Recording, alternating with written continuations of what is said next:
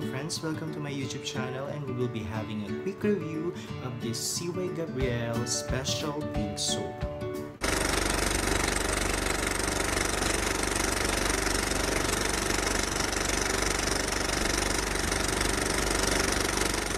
Anyways, let's start now.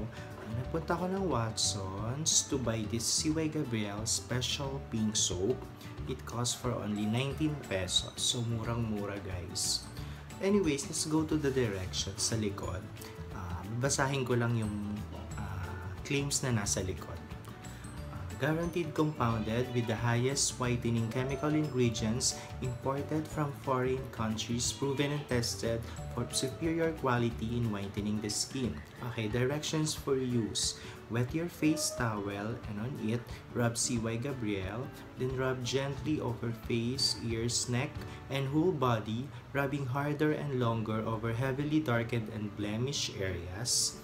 Afterwards, rinse well with water and you will find that your skin has become whiter, fairer, smoother, and lovelier. CY Gabrielle has whitened your skin like no other beauty soap.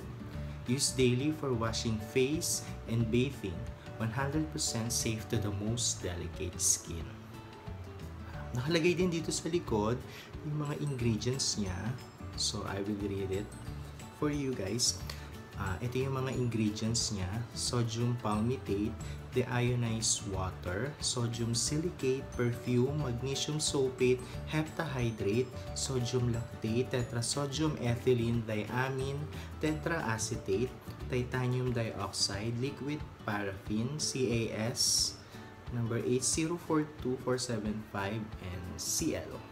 Anyways, hindi ako familiar dun sa dalawang last na ingredients. So, ayun. Anyways, nung ginamit ko siya, nasa directions naman na kailangan gagamitin mo siya with a face towel, not directly sa balat. Hindi ko alam kung bakit, pero I guess drying kasi siya masyado. Nung ginamit ko siya, binabad ko siya sa skin ko for about 5 to 10 minutes para mas mag-penetrate yung ingredients niya sa balat. Okay, after rinsing, mapapansin mo agad na very squeaky clean yung soap. Masarap sa pakiramdam, kaya lang a little bit drying siya. Medyo hindi ko nagustuhan yung ganung effect niya.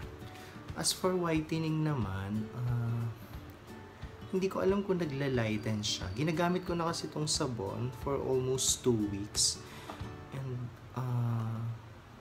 hindi ko alam kung may nabago sa color ng skin tone ko.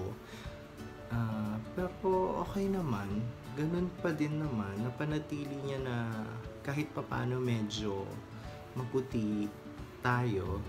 Hindi ko naman sinasabi na sobrang puti ko, but napanatili niya yung color ng balat ko. Pero sasabihin ko na yung hindi maganda niyang epekto. Never use this sa mukha. Although may direction sa likod na it is safe to use sa mukha, hindi ko siya mare-recommend guys. If you will see, I have a pimple scar here and gawa yan nitong sabon. Yeah, nagka-breakout ako sa kanya and hindi ko siya mare-recommend to be used sa face.